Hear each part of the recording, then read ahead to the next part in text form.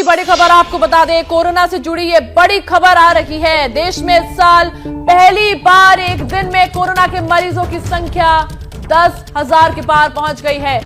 देश में कोरोना एक बार फिर तेजी से पांव पसारने लगा है। बीते कुछ दिनों से हर दिन 10,000 से ज्यादा नए केस सामने आ रहे हैं। इसी के साथ मौतें भी बढ़ रही हैं। बीते 24 घंटों की बात करें तो 12,000 से अधिक नए केस सामने आए। इसी के साथ 42 लोगों की मौत भी हो गई। यह आंकड़ा डराने वाला है। देश के अन्य राज्यों की बात करें तो त्रिपुरा ने उन राज्यों से आने वाले लोगों को कोविड-19 की जांच अनिवार्य कर दी है जिन राज्यों में कोरोना वायरस के संक्रमण की दर अधिक है। एक वरिष्ठ स्वास्थ्य अधिकारी ने बुधवार को बताया कि उच्च संक्रमण दर वाले राज्य केरल, दिल्ली, महाराष्ट्र, कर्नाटक, गुजरात, हिमाचल प्रदेश और तमिलनाडु के अधिकारी ने बताया है कि जिन राज्यों में कोरोना वायरस के संक्रमण दर ज्यादा है वहां से त्रिपुरा आने वाले सभी घरेलू यात्रियों को हवाई अड्डे, रेलवे स्टेशन और चुराईबाड़ी जांच द्वारा पहुंचने पर अनिवार्य रूप से कोविड-19 की जांच करनी होगी। उन्होंने बताया कि अस्पतालों में मास्क लगाना जरूरी है। उनके मुताबिक सभी सार्वजनिक स्थलों पर स्क्रीनिंग की जाएगी। अधिकारी ने बताया कि 20 अप्रैल राज्य में कोविड के 100 नए मामले सामने आ चुके हैं। उन्होंने बताया कि 5 बिंदु वाली रणनीति पर ध्यान देना होगा। ये बिंदु क्रमशः जांच करना, पता लगाना, इलाज, टीकाकरण और कोविड अनुकूल व्यवहार का पालन करना है। स्वास्थ्य और परिवार कल्याण विभाग ने इससे पहले एक परामर्श जारी कर लोगों से भीड़-भाड़ से बचने को कहा था। एक्सपर्ट पहले भी भविष्यवाणी कर चुके हैं कि मई में कोरोना मामलों की संख्या तेजी से बढ़ने वाली है, जिसके साथ रोजाना बढ़ती नए केसों की संख्या बेहद चिंताजनक है। केंद्रीय स्वास्थ्य मंत्रालय ने आज शनिवार को कहा है कि भारत में 24 घंटों की अवधि में 12,193 ताजा कोविड केस दर्ज किए गए। इसी के साथ ही कोरोना के एक्टिव केसों की संख्या बढ़कर 67,556 हो गई। मंत्रालय की ओर से वेबसाइट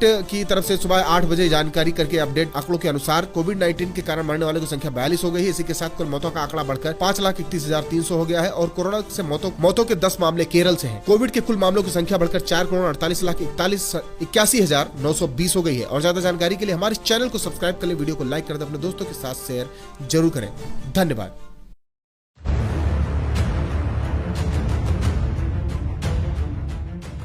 पंद्रह अप्रैल 2023 को प्रयागराज में माफिया डॉन अतीक अहमद और उसके भाई अशरफ की गोली मारकर हत्या कर दी गई। इसके बाद से अतीक को लेकर और कई सारे खुलासे हो रहे हैं।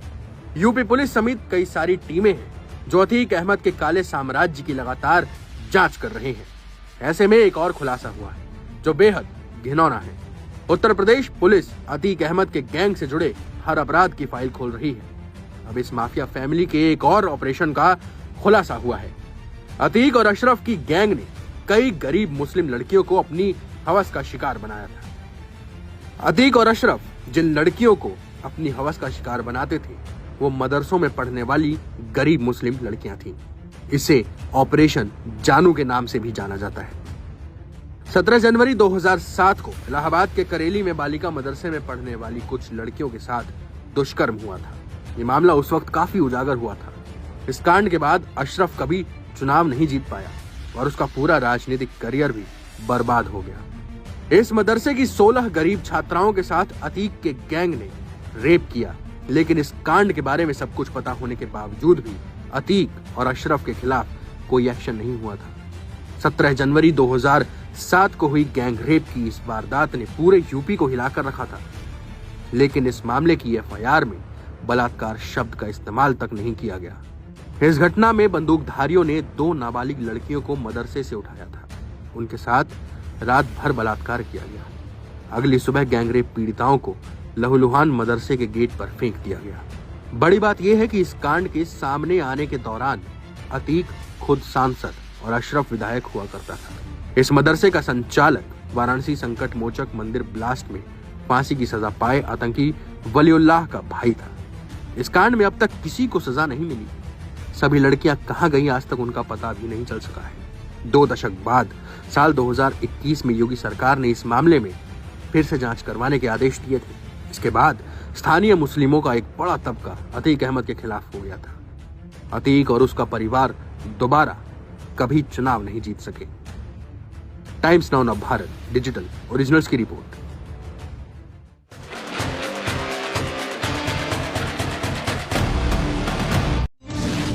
ऑपरेशन शीशमहल में बड़ा खुलासा। सीएम आवास में 750 रुपए प्रति स्क्वायर फीट का मकाना मार्बल लगना था, जबकि 1367 प्रति स्क्वायर फीट का डियोर पर्ल मार्बल लगा। आपने बताया सीएम आवास में हुआ पुनर्निर्माण, जबकि टेंडर एडिशन और अल्टरेशन के काम के लिए जारी हुआ था। शीश महल के टॉयलेट्स में लगवाया गया 15-15 लाख का सामान, 4-4 लाख कीमत के स्मार्ट कमोड लगे। टेंडर के दस्तावेजों में खुलासा। लेबर मद में एक्स्ट्रा पेमेंट नहीं करने का जिक्र, पर ठेकेदार को दी गई 50 लाख की अतिरिक्त पेमेंट। ऑपरेशन शीश महल का बड़ा असर, दिल्ली बीजेपी अध्यक्ष ने उपराज्यपाल को लिखी चिट्ठी, सीएम आवास को लेकर हाई लेवल जांच की मांग की। केजरीवाल पर निशाना साधते हुए सुधांशु त्रिवेदी बोले, आपके सभी दावे झूठे निकले। केजरीवाल के बचाव में उतरे गुजरात आप अध्यक्ष सुदान गढ़वी, कहा मोदी जब गुजरात सीएम थे तब 150 करोड़ का ऑफिस बना। आम आदमी पार्टी के बचाव में उतरे उधर गुट के अरविंद सावंत, कहा राजनीति के लिए किसी को टारगेट करना ठीक नहीं। मनीष सिसोदिया की बड़ी मुश्किलें, राउत रेवेन्यू कोर्ट ने 12 मई तक बढ़ाई कस्टडी। मनीष सिसोदिया ने दाखिल की डिफॉल्ट बेल याचिका, राउत रेवेन्यू कोर्ट 4 मई को करेगा सुनवाई। आनंद मोहन की रिहाई को लेकर राष्ट्रीय अनुसूचित जाति आयोग जारी करेगा नोटिस। हत्या के दोषी बाहुबली नेता आनंद मोहन की रिहाई को लेकर घिरे बिहार के सीएम नीतीश कुमार। उमेश पाल हत्याकांड के आरोपी अतीक के वकील सौलत हनीफ को न्यायिक हिरासत। अतीक शाइस्ता और उसके वकील की पुरानी फोटो आई सामने, फोटो में अतीक के साथ अखिलेश यादव भी नजर आए। कांग्रेस अध्यक्ष मल्लिकार्जुन खड़गे का पीएम मोदी पर आपत्तिजनक बयान, कहा मोदी जहरीले सांप की तरह। बयान पर खड़गे की सफाई, कहा पीएम पर नहीं दिया कोई बयान, किसी व्यक्ति के खिलाफ कोई टिप्पणी नहीं करता। खड़गे के बयान पर निर्मला सीतारमण ने कहा, आश्चर्यजनक है कि राज्यसभा के नेता विपक्ष ऐसा बयान दे रहे हैं। खड़गे की टिप्पणी पर स्मृति ईरानी का पलटवार, कहा यह कांग्रेस की बौखलाहट दिखाती है। खड़गे के बयान से बिफरे अनुराग ठाकुर, कहा देश से माफी मांगे कांग्रेस। गुजरात में स्वागत अभियान के 20 साल पूरे, कार्यक्रम में पीएम का संबोधन, कहा ईमानदार प्रयास के कारण गुजरात मॉडल दुनिया में प्रसिद्ध है। मैंगलोर में राहुल गांधी ने बीच में रोका भाषण, अजान के लिए संबोधन के बीच हुए शांत। अमित शाह ने नागरिक उड्डयन मंत्री ज्योतिरादित्य सिंधिया के साथ की बैठक, सीआईएसएफ समेत कई बड़े अधिकारी मौजूद रहे। हिमाचल नेशनल लिबरेशन आर्मी और असम सरकार ने साइन किया एमओयू।